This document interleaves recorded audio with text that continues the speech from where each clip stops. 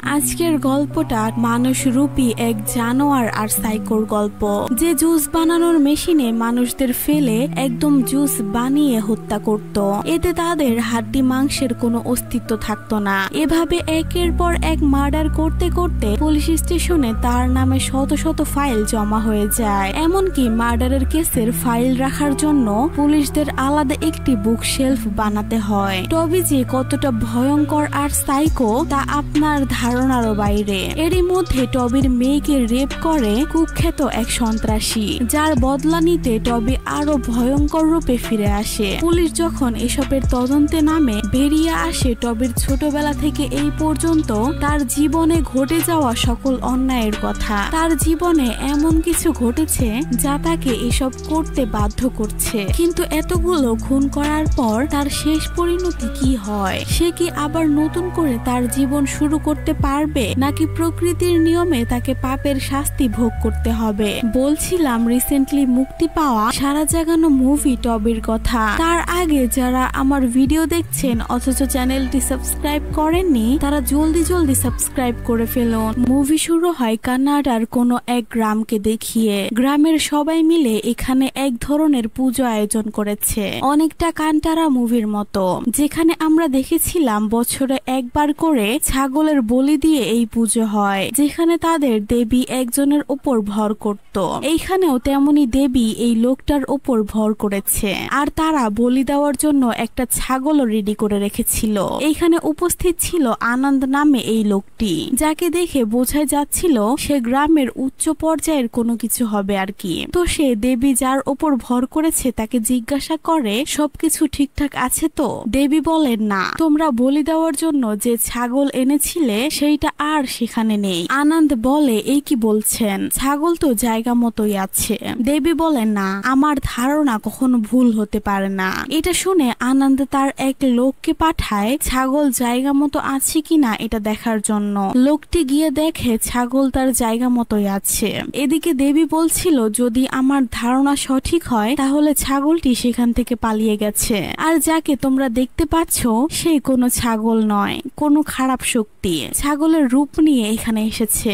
দেখা যায় সত্যি সত্যি ছাগলটি গ্রাম ছেড়ে পালিয়ে গিয়েছিল, কিন্তু সে আবার ফিরে এসেছে, যেটা কেউ জানে না। এইখান থেকে মুভির কাহিনী শুরু হয়। মুভির শুরুতে এতক্ষণ যে সিনগুলো দেখলেন সেগুলো অবশ্যই মনে রাখবেন, শেষে গিয়ে সব ঘটনা মিলে যাবে। তো এই পুলিশ স্টেশনে নতুন এসআই জয়েন হয়েছে, যাকে সব কনস্টেবলরা মিলে ওয়েলকাম করছে। এই নতুন এসআই এর নাম হলো সাম্পাত, আর সে কথা বলছিল এই থানার হেড কনস্টেবল কুশালাপ্পার সাথে। সাম্পাত কুশালাপ্পাকে জিজ্ঞাসা করে এই জায়গার ক্রাইম রেট কিরকম। কুশালাপ্পা বলে আগে তেমন একটা ক্রাইম এখানে হতো না, চুরি ডাকাতি ছিনতাই এসব নর্মাল ঘটনা ঘটতো, কিন্তু এখন শুধু মার্ডার আর মিসিং এর কেস, ক্রাইম রেট প্রচুর হাই। এগুলো শুনে সাম্পাত বলে চিন্তা করো না, আমি এসেছি, এখন সব ঠিক হয়ে যাবে। এইখানে আমরা জানতে পারি সাম্পাত কেবল ট্রেনিং এ মাত্র 2 বার গান চালিয়েছে। সে নাকি গুলির আওয়াজ শুনলে ভয় পায়, সে নাকি আবার ক্রাইম রেট কমাবে। তো যাই হোক, তারা কথা বলছিল, ঠিক সেই সময় বাইরে এই মেয়েটি এসে চিৎকার চেঁচামেচি শুরু করে, আর পুলিশ স্টেশনে ঢিলও মারছিল, আর বলছিল আজ 4 দিন হয়ে গেছে আমার বাবার কোনো খোঁজ খবর নেই, আর কয়বার কমপ্লেইন করব, তোমরা আমার বাবাকে খুঁজতেছো না কেন? তো এইখানে আমরা বুঝতে পারি যে মেয়েটি কেন পুলিশ স্টেশনের সামনে এসে এভাবে চিল্লাচিল্লি করছে। মেয়েটির নাম জেনি। সে নাকে অদ্ভুত এক ধরনের রিং পড়েছিল, যেটার পেছনেও রয়েছে এক রহস্য। জেনি আরো বলে কাল সন্ধ্যার মধ্যে আমার বাবাকে খুঁজে না পেলে ওই আনন্দকে আমি নিজের হাতে খুন করব। এই বলে আনন্দকে অনেক বকাঝকা করতে থাকে। এসব শুনে এসআই বলে তুমি চিন্তা করো না, তোমার বাবাকে আমরা খুঁজে দিব। এরপর ভেতরে গিয়ে সাম্পাত কুশালাপ্পাকে জিজ্ঞাসা করে ওর বাবাকে, তোমরা তাকে খুঁজতেছো না কেন? কুশালাপ্পা বলে বাদ দিন স্যার, এসবের মধ্যে না জড়ানোই ভালো হবে। সাম্পাত বলে আরে সমস্যা নাই, বলতো সে কি এমন করে যেগুলোর বিষয়ে জানলেও আমাদের ক্ষতি হতে পারে? সে কে? তার কি কোনো কেসের ফাইল আছে? তার নাম কি? কুশালাপ্পা কিছুক্ষণ চুপ থেকে বলে টবি, তার নাম টবি। এরপর তাকে নিয়ে যায় তার কেসের ফাইল দেখাতে।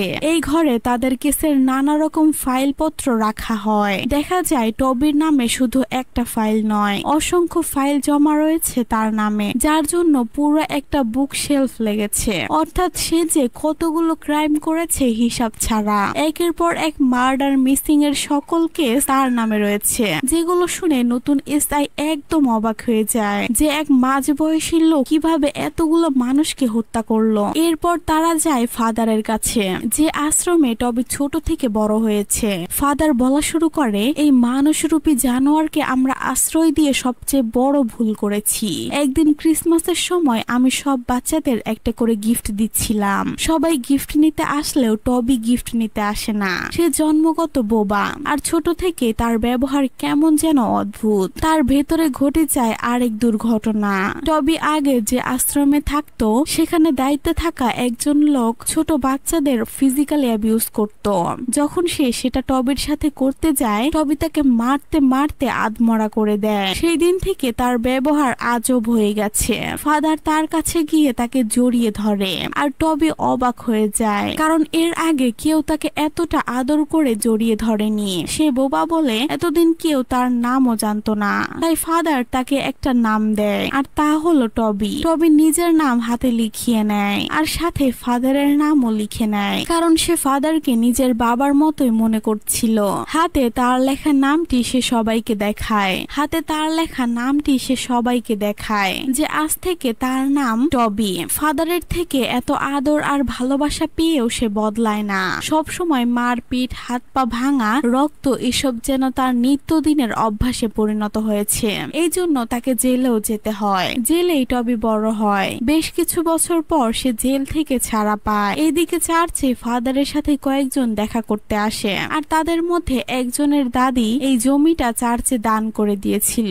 সে এখন এসে এই জমিটা আবার ফেরত চাচ্ছে, যেটা ফাদার দিতে রাজি হয় না, কারণ একবার যেটা গরিবদের মাঝে দান করা হয়েছে সেটা আর ফেরত নেওয়া হয় না। তাই সে বলে, আমাকে খুন করে ফেললেও জমি তোমরা পাবে না। এটা শুনে তারা তাকে মারতেই যাবে, ঠিক তখনই টবি সেখানে এসে উপস্থিত হয়, কারণ সে ফাদারকে নিজের বাবা বলেই মনে করত। ফাদারকে এই অবস্থায় দেখে নিমেষে তার ভেতরের শয়তানটা জেগে ওঠে। ফাদার তো টবিকে দেখেই বুঝে যায় যে টবি নির্ঘাত এখানে কোনো অঘটন ঘটাবে। ঠিক তাই হয়। সে এক এক করে সবাইকে মারতে মারতে আধমরা করে দেয়। পুরো মুভিতে যেমন ভরপুর সাসপেন্স আর একের পর এক টুইস্ট রয়েছে, তার তো কোনো জবাবই নেই। কিন্তু মাঝে মাঝে এই অ্যাকশন সিনগুলো অস্থির।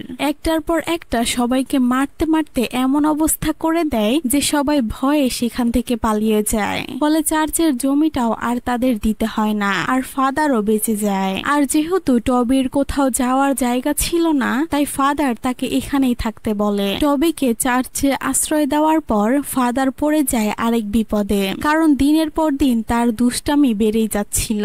সে বাচ্চাদের মতো এক একজনের সাথে এক এক কর্মকাণ্ড করে বেড়াতো। বড় আর ছোট দেখতো না, সবার গায়ে কারণে অকারণে হাত তুলতো। এই সব কিছুর বিচার আসতো ফাদারের কাছে। ফাদারের কাছে লোকেরা বলতো, এমন পবিত্র জায়গায় এমন অসভ্য লোককে রেখেছেন কেন? ও তো চার্চের সামনে বসে বিড়ি খায় আর কত ধরনের অপকর্ম করে। আপনি ওকে চার্চ থেকে বের করে দিন, না হলে আমরা কোনো লিগ্যাল অ্যাকশন নিব। ফাদার তাদের এভাবে সেভাবে অনেক কথা বুঝিয়ে দিত যে লোকটা বোবা আর ওর মাথায় একটু সমস্যা আছে, আপনারা একটু মেনে নিন। কিন্তু কোনো কিছুতেই তার কোনো কর্মকাণ্ড থামছিল না। একসময় লোকেদের কথার চাপে পড়ে ফাদার তাকে চার্চ থেকে বের করে দেয়। এরপর সিন একটু বর্তমানে আসে। এসআই সাম্পাথ আর কুশালাপ্পা যায় দামোদর নামে এক লোকের কাছে, কারণ টবিকে চার্চ থেকে বের করে দেওয়ার পর সে দামোদর নামে এই লোকটার সাথেই থাকতো। চার্চে থেকে তাকে তাড়িয়ে দেওয়ার পরের ঘটনাগুলো এখন দামোদারই বলবে। দামোদর বলা শুরু করে যে কিভাবে তার সাথে টবির দেখা হলো।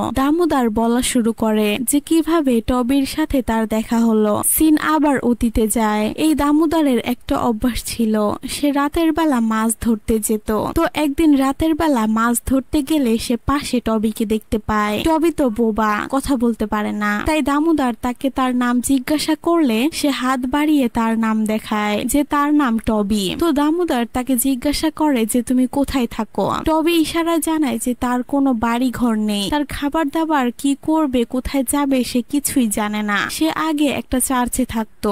এইভাবে ইশারায় সে লোকটিকে তার অতীতের কিছু ঘটনা বলে। তো লোকটি মাছ ধরতে ধরতে তাকে বলে, তোমার যেহেতু থাকার কোনো জায়গা নেই, খাওয়ার মতো কিছু নেই, তাহলে চলো আমার কাজে সাহায্য করবে, তোমাকে থাকার জায়গা দিব আর খাবার দিব, তুমি শুধু আমার হেল্পার হয়ে কাজ করবে, আমি যে কাজ করি সেই কাজে তুমি আমাকে একটু সাহায্য করবে। টবি তো এক কথায় রাজি হয়ে যায়। রাজি না হয়ে আর উপায় কি, তার তো কোথাও যাওয়ার জায়গা নেই, সে থাকবে কোথায়, খাবে কি, তাই সে এক কথায় দামোদরের প্রস্তাবে রাজি হয়ে যায়। তো পরের দিন আমরা দেখতে পাই দামোদর আসলে একটা সরকারি হাসপাতালে মরচুরিতে কাজ করে, অর্থাৎ লাশ কাটার কাজ করে। সে টবিকে সেখানে নিয়ে যায়। টবিকে নিয়ে যাওয়ার পর সে ভাবে টবি হয়তো এসব দেখে ভয় পাবে, কারণ যে কোনো সাধারণ মানুষ লাশ দেখলে অথবা লাশ কাটাকাটি দেখলে ভয় পায়, কিন্তু টবির ক্ষেত্রে ব্যাপারটা ছিল একেবারেই উল্টো। সে তো ভয় পাচ্ছিলই না, উল্টো একেবারে নর্মাল ছিল,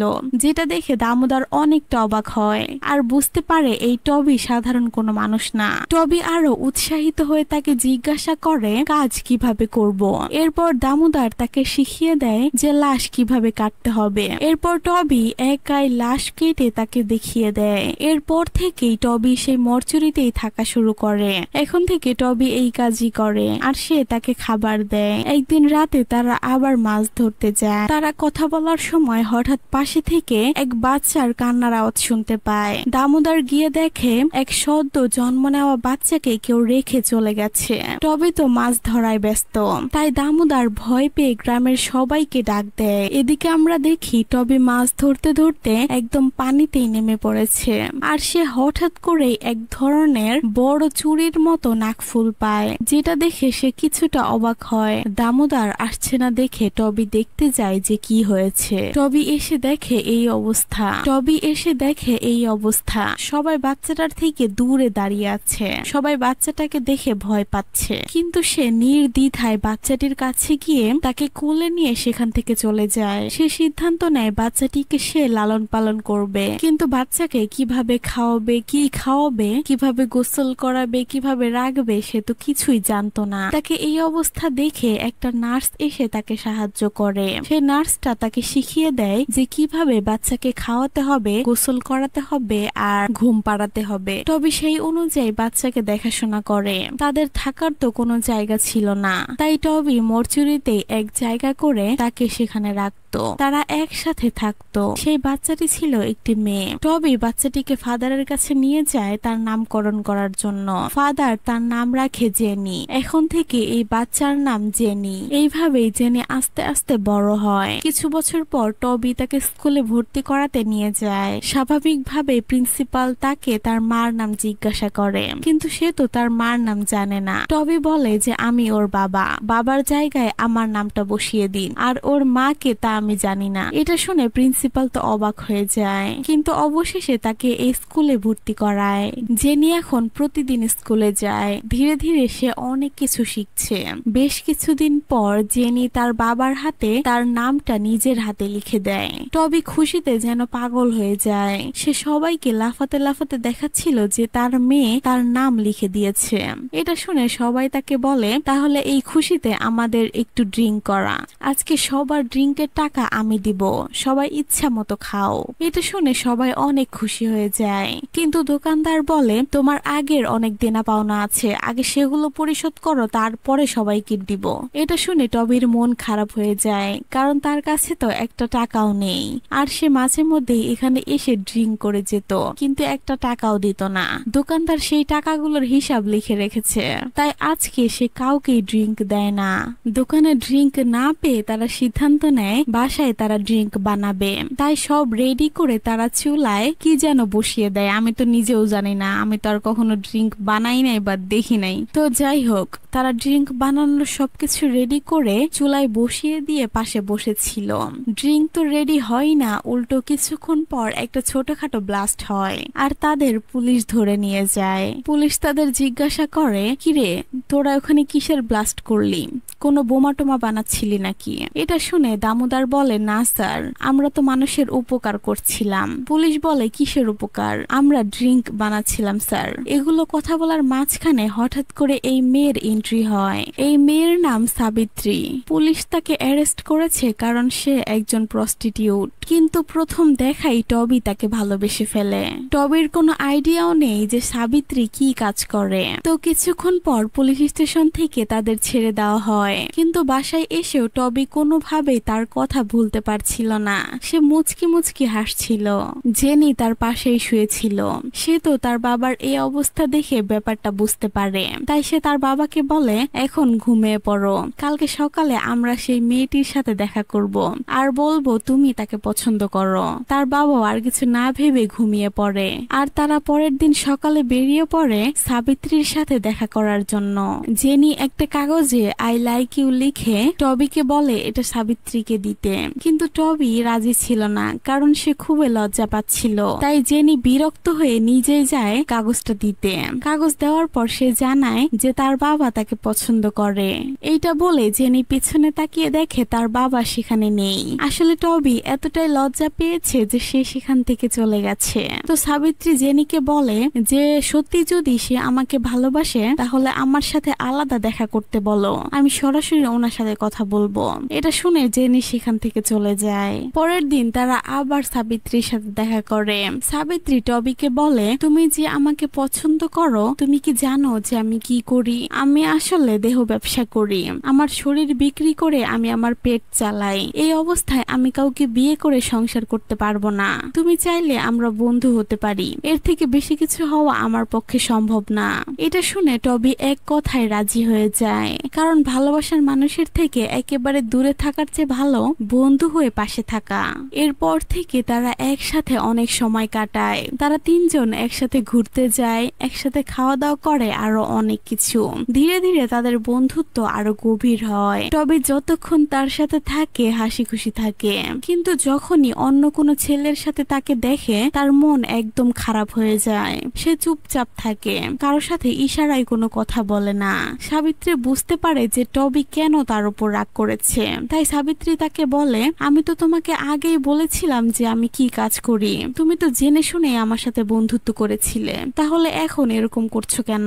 সাবিত্রী ইচ্ছা করে তার সাথে কথা বলে, কিন্তু তবুও টবির রাগ ভাঙে না। সে সবসময় সাবিত্রীর সাথে অভিমান করে থাকতো। কিন্তু একদিন সাবিত্রী তার সাথে ভালোভাবে কথা বলে সবকিছু মিটমাট করে নেয়। এরপর আবার সবকিছু ঠিক হয়ে যায়। কিন্তু একের পর এক ছেলেকে সাবিত্রীর সাথে দেখে টবি কিছুতেই মেনে নিতে পারছিল না। সে দিন দিন নেশায় ডুবে যাচ্ছিল। তার এই অবস্থা দেখে সাবিত্রীরও তার উপর মায়া হয়, কিন্তু তাতে কোনো কিছু করার ছিল না, কারণ টবির নিজের কোনো ঘর ছিল না, কোনো থাকার জায়গা ছিল না। উপর থেকে সে যদি সাবিত্রীকে বিয়ে করে তাহলে তাকে নিয়ে কোথায় থাকবে, তাকে খাওয়াবে কি? তার তো কোনো ভালো কাজও নেই। সে কোনো মতে তার মেয়েকে নিয়ে থাকে। এইভাবে আস্তে আস্তে তার মেয়েটাও বড় হয়ে যায়। মেয়ে এখন কলেজে পড়ে। একদিন কলেজ শেষে এক টিচার তাকে বলে, তোমার সাথে আমার কিছু পার্সোনাল কথা আছে, ছুটির পরে আমার সাথে দেখা করো। এখন স্যার যেহেতু বলেছে তাহলে দেখা তো করতেই হবে। তাই সে ছুটির পর তার স্যারের জন্য অপেক্ষা করে। স্যার তার সামনে আসে আর তার বুকে হাত দিয়ে বলে, তোমার এই বোতামটা মনে হয় একটু টাইট লাগছে, তাই না? আসো খুলে দেই। এসব দেখে জেনে তো বুঝতে পারে যে তার স্যারের আসল মতলবটা কি। সে তার স্যারকে বলে, দাঁড়ান স্যার, আমি তো দরজাটা লাগিয়ে দিয়ে আসি। সে আস্তে করে দরজা লাগিয়ে পায়ের জুতা খুলে তাকে ইচ্ছা মতো মারা শুরু করে আর পুরো ক্যাম্পাস দৌড়িয়ে তাকে মারে। এরপর বাসায় এসে সে মন খারাপ করে বসেছিল।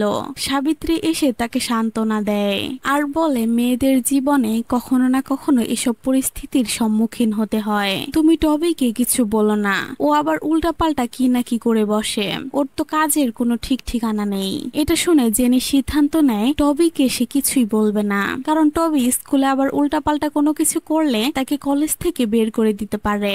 তো এইখানে আমরা আরো জানতে পারি যে জেনি সংসারের খরচ চালানোর জন্য সমুদ্র থেকে শামুক কুড়িয়ে সেটা বাজারে বিক্রি করে, কারণ টবি দিনে যা ইনকাম করে সারাদিন নেশা পানি করে সেটা শেষ করে ফেলে।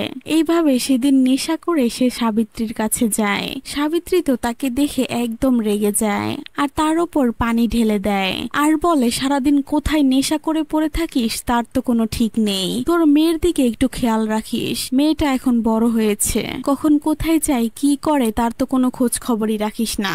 আগে নিজের থাকার জন্য একটা ঘর বানা, তারপর আমার সাথে দেখা করতে আসিস। টবি এটা শুনে এক্সাইটেড হয়ে ইশারায় বলে, যদি আমি ঘর বানাই তাহলে কি তুমি আমাকে বিয়ে করবে? সাবিত্রী বলে, আগে বানা তারপর দেখা যাবে। টবি এরপর লেগে যায় ঘর বানানোর কাজে। সে সবার কাছে টাকা হাওলাত চায়, সে টাকা ইনকাম করতে শুরু করে, কিন্তু কোনোভাবে একটা ঘরের টাকা সে জোগাড় করতে পারে না। সিন একটু করে বর্তমানে আসে। আমি ওই ঘরের কথা বলার পর ও একটা ঘরের জন্য সবকিছু করতে রাজি ছিল, আর এইটাই ওর জীবনে কাল হয়ে দাঁড়িয়েছে। সিন আবার ফ্ল্যাশব্যাকে যায়। দেখানো হয় দামাস্কার নামে এক লোককে। সে এই এলাকার বড় ডন। এমন কোনো খারাপ কাজ নেই যে সে করে না। তার কাজে কেউ বাধা দিলে অথবা তার বিরুদ্ধে কেউ গেলে শহরের কোনায় কোনায় তার মিসিং পোস্টার লাগায়, আর কিছুদিন পর তাকে সত্যি সত্যি মিসিং করে দেয়, অর্থাৎ তাকে হত্যা করে ফেলে। এতটাই ভয়ঙ্কর এই দামাস্কার। এইখানকার থানা পুলিশ সব তার হাতের মুঠোয়। তাকে বাধা দেওয়ার মতো কেউ নেই। সে তার ইচ্ছা মতো তার খারাপ কাজ এইখানে চালিয়ে যায়। অন্যদিকে দেখানো হয় আনন্দকে। আনন্দের কথা মনে আছে? মুভি শুরুতে যে একজন লোককে দেখিয়েছিলাম আর বলেছিলাম যে এই লোকটা হয়তো গ্রামের পাওয়ারফুল কোন একজন ব্যক্তি। তো যাই হোক, আনন্দ এখানে মাংসের ব্যবসা করে। সে নতুন দোকান দিয়েছে। সে গ্রামের বাড়ি থেকে কয়েকটা ছাগল এনে এখানে মাংস বিক্রি করছে, কিন্তু দোকান চালু করতে না করতেই সে দামাস্কার এখানে এসে উপস্থিত। সে এসে সরাসরি ছাগলের মাংসের ওপর কেরোসিন তেল ঢালতে থাকে আর তাকে জিজ্ঞাসা করে, এই ছাগলগুলো কোথা থেকে এনেছিস? আনন্দ দামাস্কারকে সরাসরি না দেখলেও তার পাওয়ার সম্পর্কে একটু ধারণা রাখত, তাই সে দামাস্কারের সাথে তর্কে জড়ায় না। সে যা বলে সে চুপচাপ শুনে যায়। দামাস্কার কেরোসিন ঢালতে ঢালতে জিজ্ঞাসা করে যে এই ছাগলগুলো কোথা থেকে এনেছিস? আনন্দ বলে, কেরালা থেকে ইম্পোর্ট করেছি। কেন স্যার, কি হয়েছে? এরপর দামাস্কার সরাসরি ধমক দিয়ে বলে, এরপর থেকে যদি আমাদের কাছ থেকে ছাগল না নিস তাহলে তোর খবর আছে। আসলে দামাস্কারের এইখানে ছাগলের ফার্ম রয়েছে, কিন্তু সে বাইরের তুলনায় অধিক মুনাফা দিয়ে ব্যবসা করত, যার ফলে সবার তার কাছ থেকে ছাগল কিনলেও তাদের ব্যবসায় লস হতো। তাই আনন্দা বাইরে থেকে ইম্পোর্ট করে ছাগল নিয়ে এসেছিল। তো দামাস্কার তাকে ধমকিয়ে সেখান থেকে চলে যায় আর যাওয়ার সময় বলে, এরপর থেকে আমাদের কাছ থেকে জিনিস নিবি, না হলে তোর খবর আছে। কিন্তু এত কিছুর পরেও আনন্দা তার কথা শোনে না। সে আবার বাইরে থেকে ছাগল ইম্পোর্ট করে নিয়ে আসে।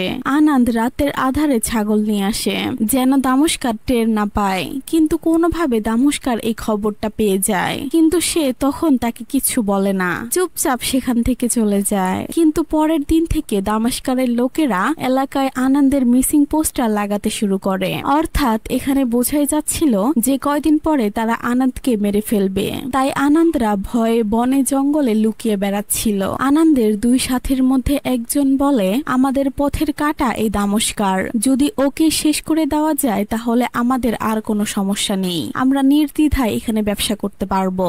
এটা শুনে আনন্দ বলে, আরে এসব তুই কি বলছিস? এত বড় বুকের পাটা কার রয়েছে যে ওকে খুন করবে? কিন্তু তার সাথী বলে, আছে, এরকম বুকের পাটা একজনের আছে। তো ব্যাস, এরপরে তারা চলে আসে টবির কাছে। তারা জানতো যে টবি একটু অন্যরকম আর এখন তার একটা ঘরের অনেক প্রয়োজন। তাই আনন্দরা তাকে বলে, তুমি দামাস্কার নামে ওই লোকটাকে হত্যা করো আর আমরা তোমাকে থাকার জন্য একটা ঘর বানিয়ে দিব, যেটা শুধু তোমার হবে। তুমি পরিবার নিয়ে সেখানে থাকতে পারবে, শুধু আমাদের এই কাজটা করে দাও। এটা শুনে টবি তো এক কথায় রাজি হয়ে যায়, কারণ এখন তার একটা ঘরের বিশেষ প্রয়োজন, কারণ সাবিত্রীকে বিয়ে করে সে সেই ঘরে থাকতে চায়। তো পরের দিন টবি প্ল্যান করে আবার অনেকগুলো ছাগল ইম্পোর্ট করে নিয়ে আসে, যেগুলো দেখা মাত্রই দামাস্কার সেখানে এসে উপস্থিত। কিন্তু আনন্দা এগুলো দেখে একদম ঘাবড়ে যায় আর ভাবতে থাকে, এখন যদি দামাস্কার এসে এগুলো দেখে তাহলে আমাকে মেরেই ফেলবে। বলতে বলতে দামাস্কার সেখানে এসে উপস্থিত। আনন্দ দামাস্কারকে গিয়ে বলে, ভাই এগুলো আমি আনাইনি, আর কে এনেছে তাও আমি জানি না, এগুলোর বিষয়ে কোনো কিছুই আমি জানি না। দামাস্কার এটা শুনে বলে, তাহলে কে করেছে এত বড় দুঃসাহস? এটা বলা মাত্রই ছাগলদের মধ্যে থেকে এন্ট্রি নেয় টবি। টবি তার সামনে আসে। দামাস্কার তার লোকদের পাঠায় টবিকে মারার জন্য, কিন্তু টবি এক এক করে সবাইকে মারতে মারতে আধমরা করে দেয়। এই মুভির অ্যাকশন সিনগুলো ছিল অস্থির, যা মুভি না দেখলে আপনারা বুঝতে পারবেন না। তো সবাইকে মারতে মারতে এক পর্যায়ে সে দামস্কারকেও শেষ করে দেয়। আর বাংলা ছবির মতো শেষে পুলিশ এসে তাকে ধরে নিয়ে যায়। আনন্দ তো মনে মনে অনেক খুশি, কারণ এখন থেকে তাকে আর বিরক্ত করার মতো কেউ নেই, তার পথে আর কোনো বাধা নেই, সে নির্দ্বিধায় তার ব্যবসা চালিয়ে যেতে পারে। তো টবিকে পুলিশ ধরে নিয়ে যাওয়ার সময় জেনি অনেক কান্না করছিল। তখন টবি হাতের ইশারায় তাকে বোঝায় যে তুমি চিন্তা করো না, আমাদের নতুন একটি ঘর হবে। এরপর পুলিশ তাকে ধরে নিয়ে যায়। সিন আবার বর্তমানে আসে। এসআই সাম্পাত আর কুশালাপ্পা এই ঘরের সামনে এসে জেনি জেনি বলে ডাকতে থাকে, কিন্তু বাড়ির ভেতর থেকে কেউ সাড়া দেয় না। একটু পর পাশের বাড়ি থেকে একটি মহিলা বের হয়ে আসে আর বলে, আপনারা কাকে খুঁজছেন স্যার? পুলিশরা বলে, জেনিকে খুঁজতেছি, ও কোথায়? মহিলাটি তাদের বসতে দেয় আর বলে, ওই যে ওই ছোট্ট মেয়েটিকে দেখছেন, ওই হলো জেনির মেয়ে। অফিসার সাম্পাত সেই মহিলাটাকে জিজ্ঞাসা করে, টবি জেলে যাওয়ার পর কি হলো? আনন্দ কি তাদের ঘর বানিয়ে দিয়েছিল? এটা শোনা মাত্রই মহিলাটি হতাশ চোখে এই ভাঙাচোরা ঘরটার দিকে তাকায়। অর্থাৎ আনন্দ হয়তো এই ভাঙাচোরা ঘরটাই তাদের বানিয়ে দিয়েছিল। এরপর সিন আবার ফ্ল্যাশব্যাকে যায়, অর্থাৎ এর পরের ঘটনাগুলো ওই প্রতিবেশী মহিলাটাই বলছিল। দামাস্কার মারা যাওয়ার পর আনন্দের আর কোনো কম্পিটিটর ছিল না। সে ধীরে ধীরে দামাস্কারের জায়গা দখল করে নেয়। সে সব জায়গায় রাজত্ব করছিল, যত রকম ইল্লিগাল কাজ সে করছিল। ধীরে ধীরে সে একজন বড় সাপ্লায়ার হয়ে যায়। এইদিকে কয়েক বছর পর টবি জেল থেকে ছাড়া পায়। সে খুশি মনে প্রথমে যায় সাবিত্রীর বাসায়, কিন্তু গিয়ে দেখে সাবিত্রীর অলরেডি আরেকজনের সাথে বিয়ে হয়ে গেছে। এটা দেখে টবির অনেক মন খারাপ হয়, কিন্তু আর তো কিছু করার নেই। এরপর সে চেষ্টা করে আবার স্বাভাবিক জীবনে ফিরে আসার। তারা সমুদ্র থেকে শামুক কুড়িয়ে মাছ ধরে সেগুলো বাজারে বিক্রি করত, আর এভাবেই তাদের দিন পার করছিল। টবির মেয়ে জেনি এইখানে থাকা একটি ছেলেকে পছন্দ করে, ছেলেটিও তাকে পছন্দ করে। তাদের দুজনকে দেখে বোঝা যাচ্ছিল তারা একে অপরকে অনেক ভালোবাসে। একদিন এগুলো বিক্রি করার সময় আনন্দ এসে তাকে দেখে আর বলে, আরে তুই জেল থেকে ছাড়া পেলি কবে? আর জেল থেকে বের হয়ে আমার সাথে তো একবার দেখাও করলি না। আর ঘর কেমন লেগেছে? ঘর পছন্দ হয়েছে? টবি বলে, হ্যাঁ, তার ভালো লেগেছে। এরপর আনন্দ বলে, আরে রাখ, এগুলো ফালতু কাজে রেখে দে, এখন থেকে তুই আমার সাথে কাজ করবি। এটা শুনে জেনি তার বাবাকে বলে, আমার বাবা কারোর জন্য কাজ করবে না, আমার বাবা নিজের জন্য কাজ করবে। কোনো খারাপ কাজ আমি আমার বাবাকে করতে দিব না। এটা শুনে আনন্দ তখন তো কিছু বলে না, শুধু এতটুকু বলে যে তোমার কোনো কিছুর প্রয়োজন হলে অবশ্যই আমাকে বলবে। এটা বলে সে সেখান থেকে চলে যায়। কিন্তু পরের দিন টবিরা বাসায় ফিরে দেখে তাদের ঘর তালা মারা, আর ঘরের উপর একটা নোটিশ ঝুলানো আছে যেখানে লেখা ছিল এই জায়গাটি অন্য আরেকজনের, তাই সে এই জায়গাটি আবার ফেরত নিয়ে নিয়েছে। এটা দেখে তারা অনেক উকিলের কাছে যায়, অনেক বড় বড় অফিসারের কাছে যায়, কিন্তু কোনো লাভ হয় না, কারণ সবই তো ছিল আনন্দের হাতে। সে ইচ্ছে করে এসব করেছিল যেন টবিকে আবার সাহায্যের জন্য তার কাছে আসতে হয়। দেখা যায় সত্যি পরের দিন টবি আনন্দের কাছে এসেছে সাহায্য চাওয়ার জন্য। এখন আনন্দ তো এটারই অপেক্ষায় ছিল। সে টবিকে বলে, তুমি চিন্তা করো না, আমি তোমাকে সাহায্য করব, কিন্তু তোমাকে আমার হয়ে কাজ করতে হবে, আমি যা বলবো সেটা শুনতে হবে।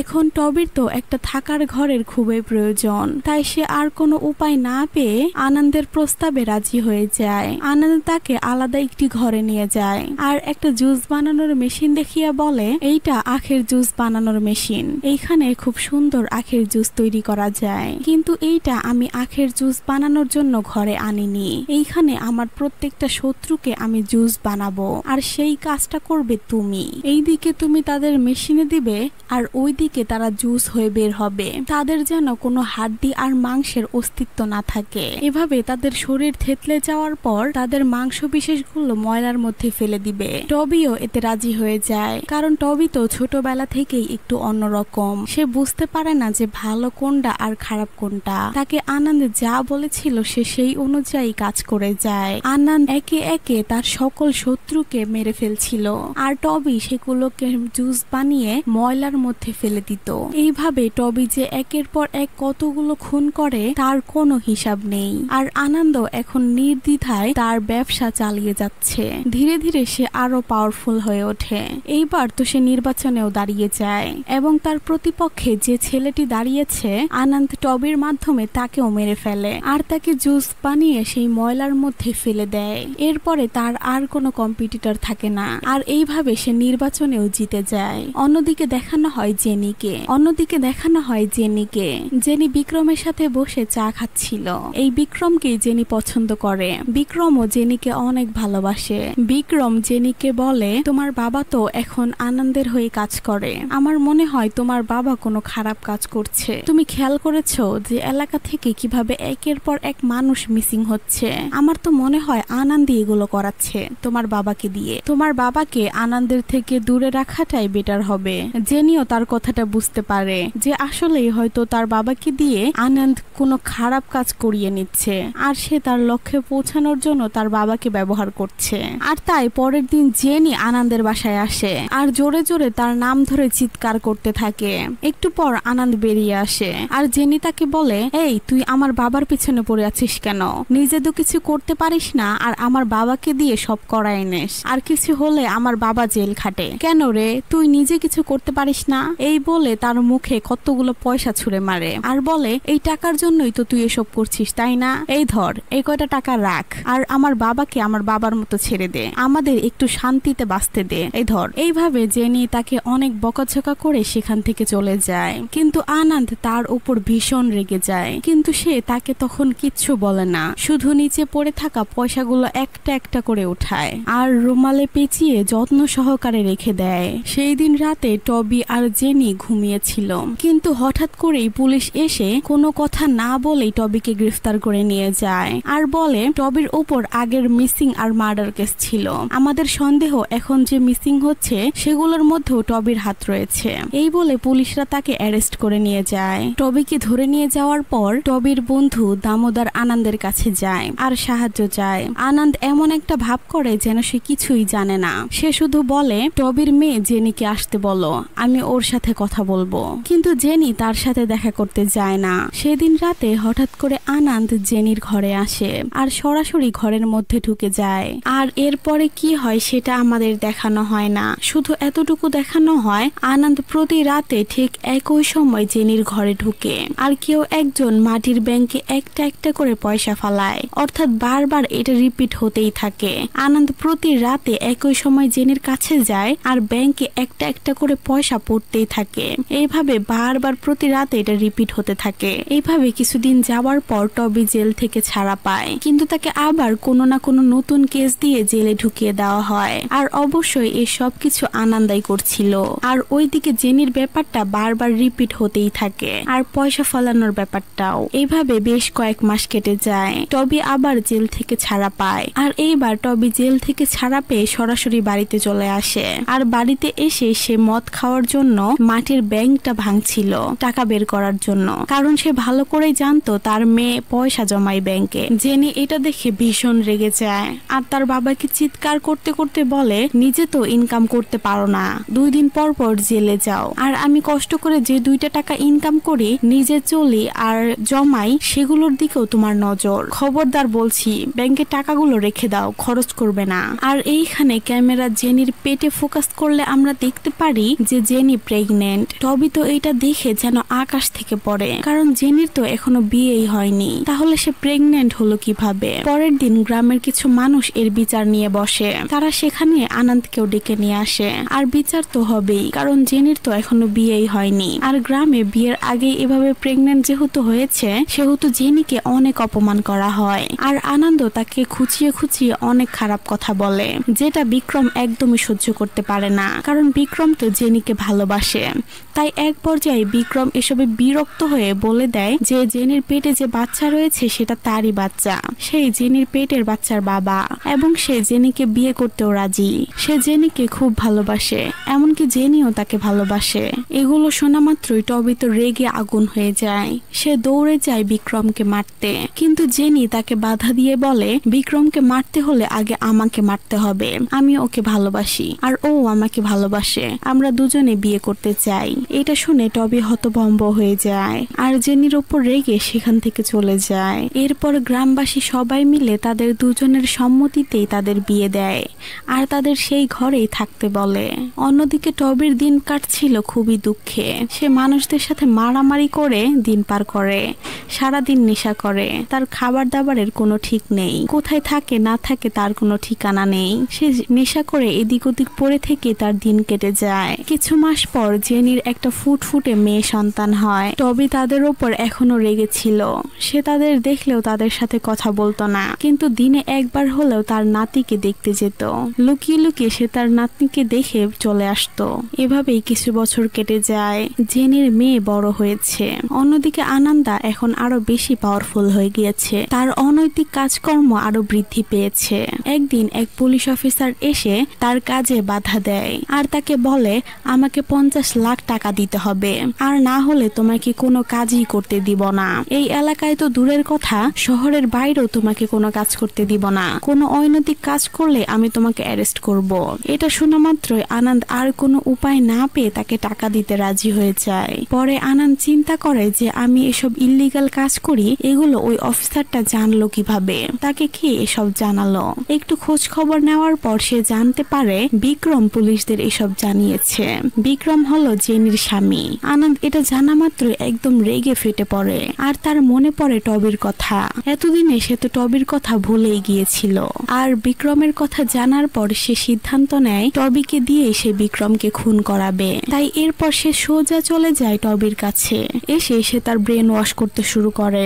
তাকে বলে তোমাকে এত সুন্দর একটা ঘর বানিয়ে দিলাম আর এখন তোমায় দাঁড়ে দাঁড়ে ঘুরো, তোমার থাকার কোনো জায়গা নেই কেন? ও বুঝতে পেরেছি, সে বাসাতে তো তোমার মেয়ে আর মেয়ের জামাই থাকে, এই জন্যই তো তোমার এই অবস্থা। তুমি জানো তোমার অনুপস্থিতিতে বিক্রম তোমার মেয়েকে ধর্ষণ করেছে আর তাকে গর্ভবতী করে দিয়েছে। এখন জেনি আর কোনো উপায় না পেয়ে বিক্রমের সাথে সংসার করছে, আর তুমি এসব না জেনে না বুঝে তাদের উপর রাগ করে চলে এসেছো। বিক্রম তোমার কাছ থেকে জেনিকে সরানোর জন্য এসব করেছে। তুমি আস্তে করে ছেলেটাকে রাস্তা থেকে সরিয়ে দাও, আর এরপরে দেখবে সবকিছু ঠিক হয়ে গেছে। জেনি আবার তোমার কাছে ফিরে আসবে, তোমরা আবার একসাথে থাকবে, সবকিছু আবার ঠিক হয়ে যাবে। ওই বিক্রম ছেলেটা একদমই ভালো না, তোমার মেয়ের জীবনটা নষ্ট করে দিবে। বাচ্চাটা হওয়ার পর তুমি জেনিকে আরো ভালো ঘরে বিয়ে দিতে পারবে, তোমার মেয়ের জীবন সুন্দর হবে। এই জন্য আগে বিক্রমকে খুন করতে হবে, তাই তুমি গিয়ে আগে বিক্রমকে রাস্তা থেকে সরিয়ে দাও। এইভাবে আনন্দ তাকে অনেকভাবে ব্রেন ওয়াশ করে আর শেষমেশ টবি তার কথার জালে ফেসে যায়। আর রাতে সুযোগ বুঝে যখন জেনি বাসায় না ছিল, সে বিক্রমের গলায় গামছা পেঁচিয়ে তাকে খুন করতে নেয়। কিন্তু ঠিক তখনই জেনি চলে আসে আর তাকে ধাক্কা মেরে দূরে সরিয়ে দিয়ে বলে যার কুবুদ্ধি শুনে তুমি আমার স্বামীকে হত্যা করতে এসেছো সেই এসবের মাস্টার মাইন্ড। প্ল্যান করে তোমাকে জেলে ঢুকিয়ে আমাকে প্রতি রাতে এসে রেপ করত। যতগুলো পয়সা আমি তার মুখে ছুঁড়ে মেরেছিলাম সে এক একটা পয়সার বদলা নিয়েছে, আমাকে প্রতি রাতে ভোগ করেছে। আর আমি প্রেগনেন্ট হয়েছি তার কারণেই, এই বাচ্চাটাও তারই। শুধুমাত্র বিক্রম তোমার আর আমার সম্মান বাঁচানোর জন্য আমাকে বিয়ে করেছে। আমিও বাধ্য হয়ে কিছু বলতে পারিনি, কারণ তোমার জীবন ছিল ওর হাতে। আমি যদি কিছু করতাম তাহলে জেলে ওরা তোমাকে মেরে ফেলতো। এগুলো শোনা মাত্রই টবি আরো বেশি রেগে যায় আর সে এবার বেরিয়ে পড়ে আনন্দকে মারার জন্য। কিন্তু জেনি তাকে থামিয়ে দেয় আর বলে যা হয়েছে হয়েছে, আমরা এবার একটু শান্তিতে বাঁচতে চাই। আমি এসব ঝামেলা আর চাই না। আমি চাই না যে তোমার কোনো ক্ষতি হোক, এই কারণে আর কোনো খুন করতে হবে না, আমরা আবার একসাথে বাঁচবো। এগুলো শুনে টবিও বুঝতে পারে যে তার জন্য তার মেয়ের জীবনটা নষ্ট হয়েছে। তাই সে আনন্দকে খুন করতে আর বাসা থেকে বের হয় না। জেনিও তাকে মানিয়ে নেয়। এভাবে বাবা মেয়ে আবার এক হয়ে যায়। কিন্তু বিক্রম ভয় পেয়ে কোথায় যেন পালিয়ে যায়। জেনি আর টবি তাকে কোথাও খুঁজে পায় না। পরের দিন সকালে জেনি ঘুম থেকে উঠে দেখে টবিও কোথাও নেই। ব্যাস সেদিন সকালে জেনি টবিকে খুঁজতে বেরিয়ে পড়ে। কোথাও খুঁজে সে টবিকেও পায় না আর বিক্রমকেও পায় না। আশেপাশে সব জায়গায় খুঁজে জেনি যখন তাদের দুজনকে কোথাও খুঁজে না পায়, সে মনে করে হয়তো আনন্দই তাদের কোনো ক্ষতি করেছে, তাই ছোটবেলায় বাবার কাছ থেকে পাওয়া সেই নাকের রিংটা সে পরে নেয় আর সিদ্ধান্ত নেয় সে প্রতিশোধ নেবে। আনন্দকে খুন করে তার বাবা আর বিক্রম হত্যার প্রতিশোধ নেবে, কারণ সে তো ভাবছিল তার বাবা আর তার স্বামী মারা গেছে আর তাদেরকে আনন্দই খুন করেছে।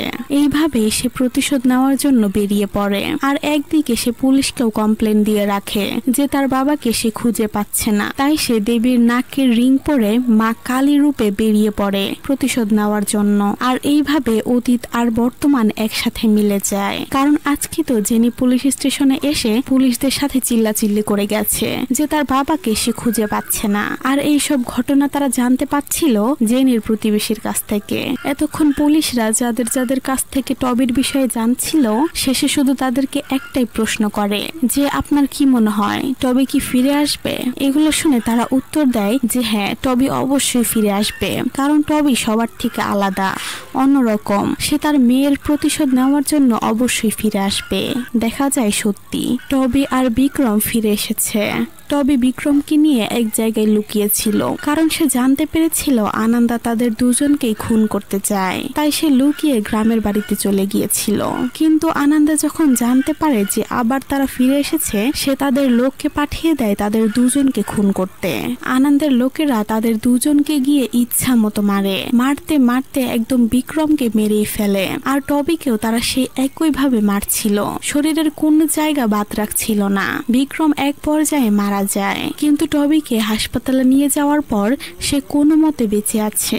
তার অবস্থা এমন যে সে বাঁচতেও পারে আবার মারাও যেতে পারে, কোনো গ্যারান্টি নেই। তার হাতে হয়তো আর বেশি সময় নেই। এসবের খবর পেয়ে ফাদারও তাকে দেখতে এসেছে। প্রতিবেশী মহিলাটা ফাদারকে বলে জেনির মেয়েকে আপনার আশ্রমে নিয়ে যান, ওইখানেই ও সেফ থাকবে, আমার কাছে ওর কোনো সেফটি নেই। আনন্দের লোকেরা যে কোনো সময় এসে ওকে নিয়ে যেতে পারে। ফাদার সিদ্ধান্ত নেয় যে সে তাকে আশ্রমেই নিয়ে যাবে।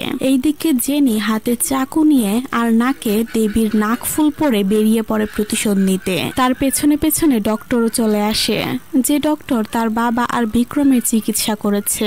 সে জেনিকে অনেক থামানোর চেষ্টা করে, কিন্তু জেনি কারো কোনো কথাই শুনছিল না। সে শুধু চায় প্রতিশোধ নিতে। আনন্দা তার পুরো জীবনটাই নষ্ট করে দিয়েছে, তাই সে সরাসরি গিয়ে আনন্দের গায়ে চাকু মারা শুরু করে।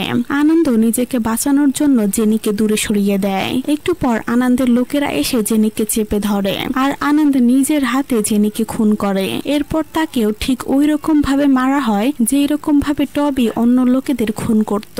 তাকেও জুস বানানোর মেশিনে দিয়ে একদম পিষে ফেলা হয়, আর তার মাংস আর হাড্ডিগুলো সেই ময়লার মধ্যে ফেলে দেওয়া হয়। টবি যখন হাসপাতালে এইগুলো জানতে পারে, তার হঠাৎ করেই কি যেন হয়ে যায়। সে উঠে বসে, তাকে দেখে মনে হচ্ছিল তার শরীরে অন্য কিছু ভর করেছে। সে সরাসরি বাসায় গিয়ে সেই নাক ফুলটা পরে।